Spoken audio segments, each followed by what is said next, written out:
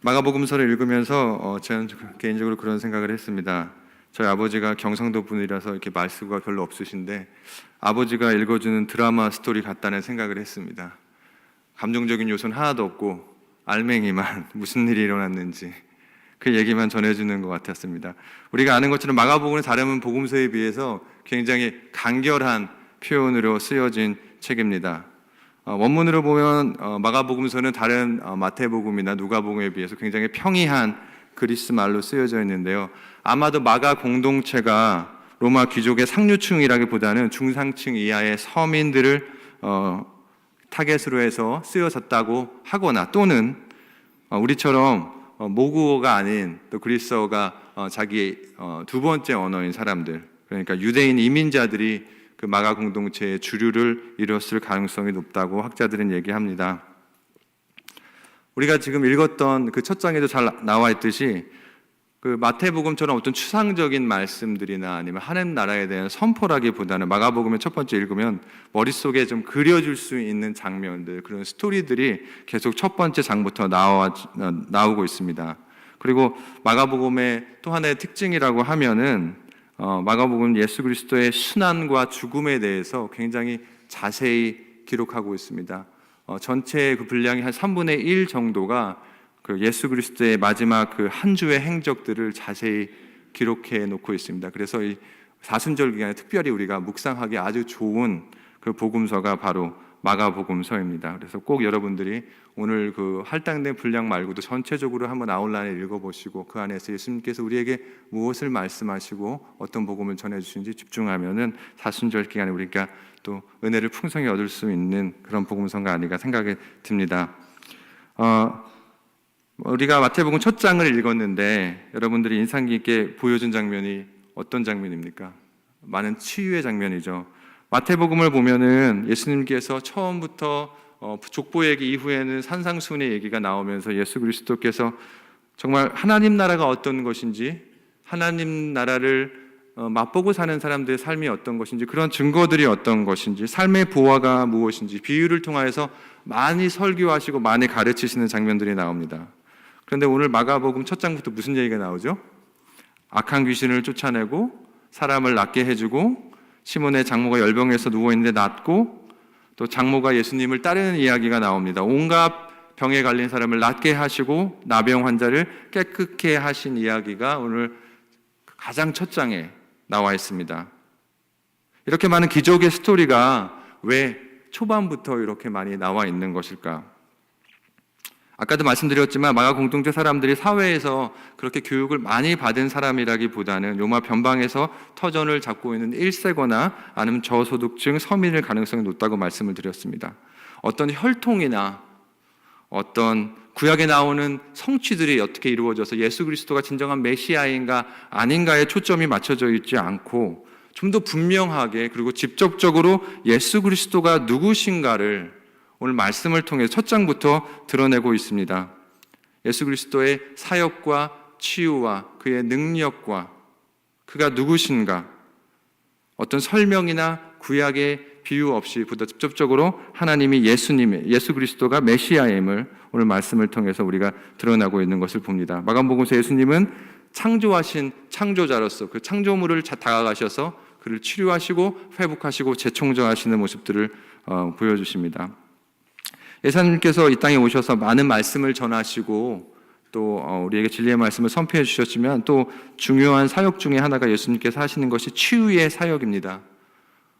우리가 물론 지금은 아프면은 병원으로 가는 게 가장 빠르게 치유받는 것이겠지만 여전히 하나님께서는 우리의 몸과 영혼을 또 우리가 상상할 수 없는 방법으로 치유하시고 회복시키십니다. 제가 한 선교사님께 말씀을 전해드린 경우가 있는데 아프리카 오지에서 이분이 무슨 소위 신유의 사역을 받았던 분이 아닌데 예배를 하다가 아픈 사람들을 위해서 기도를 하면 정말 기적조들이 그들이 낫고 회복하고 육신적으로 인스턴트리 괜찮아지는 경험을 많이 했다고 말씀을 들었습니다. 이분이 그것을 특별히 간구한 것도 아닌데 하나님이 성령님의 도우심을 따라서 그분들이 치유를 받고 깨끗게 된 것을 체험하고 하나님께서 이 예배에 함께 계심을 모든 사람이 보고 느꼈다고 합니다. 근데 재밌는 것은 그분이 미국에 와서 미국 회중을 향해서 설교를 하고 같은 기도를 했는데 그 능력이 안 나타났다고 말씀을 하시더라고요. 그래서 전 미국 성도들이 믿음이 없다고 생각하지는 않습니다.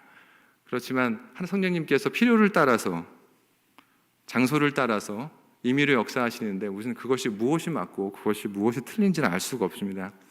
그렇지만 변함없이 하나님께서 치유의 사역을 놀라운 방법으로 행하고 계시면 확실한 것 같습니다.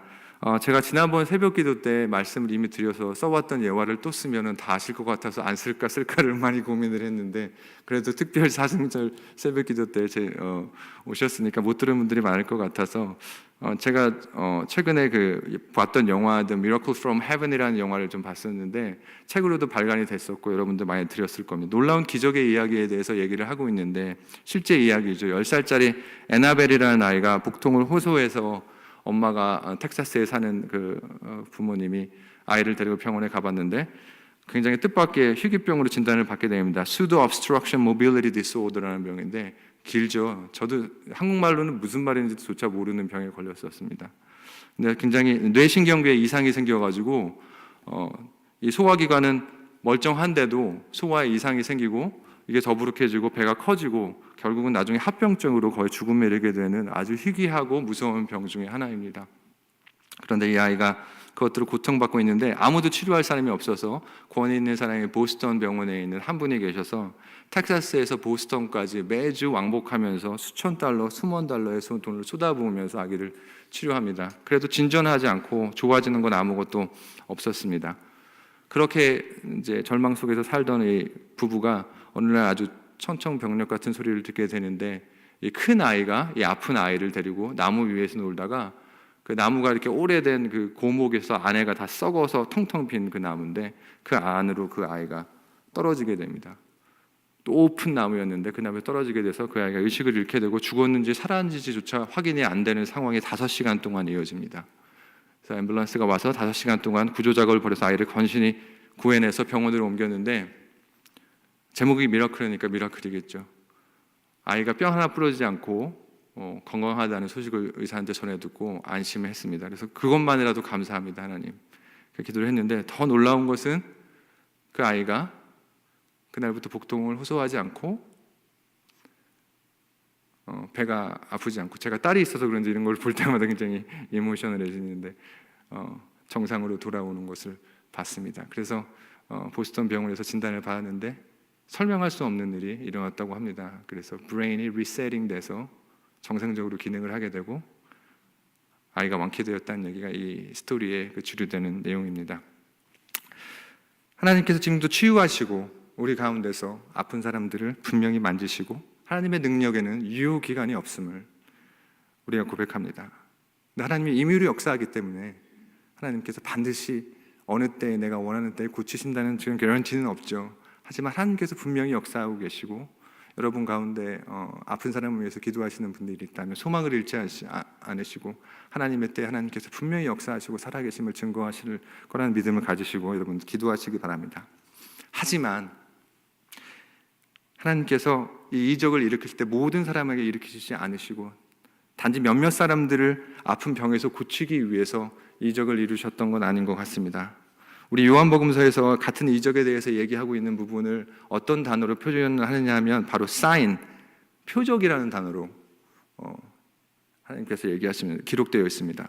표적, 사인이라는 것은 어떤 방향을 가리키는 거죠. 어떤 것을 말하기 위해서 이런 이적들을 하나님께서 일으켜 주셨습니다. 예수님께서 이런 기적을 일으키실 때마다 사람들의 반응이 나타나는데요, 대부분 이런 것입니다. 오늘 28절, 30절, 37절, 45절 말씀에 있는 것처럼 예수 그리스도의 소문이 온 갈릴리의 주위에 두루 퍼졌다. 사람들이 예수 그리스도가 누구인지를 알았다. 예수 그리스도를 만나러 사람들이 찾아왔다. 모든 선생님을 찾고 있습니다. 그리고 사람들이 사방에서 예수께 몰려들었다. 결국 이 치료와 이 치유의 역사들은 예수 그리스도가 진정으로 누구인가를 드러내기 위해서 직접적으로 모든 사람에게 하나님께서 알리시는 것입니다.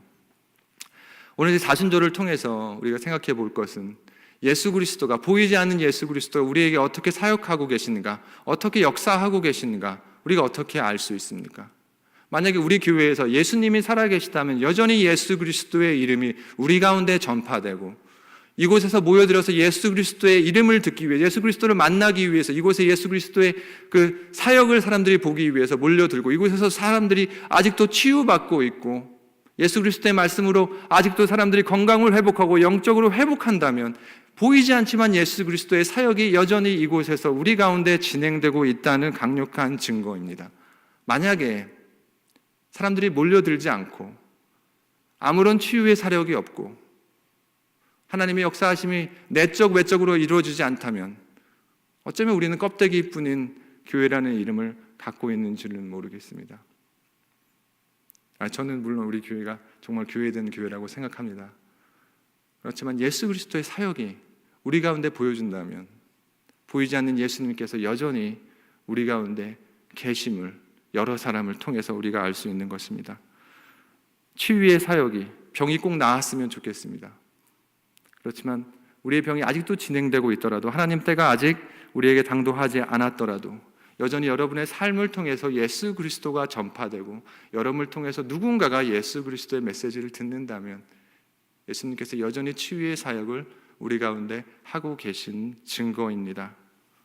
오늘도 그런 증거의 증거자로서 우리의 삶을 살아가시는 한 사람 한 사람이 되시기를 간절히 축원합니다.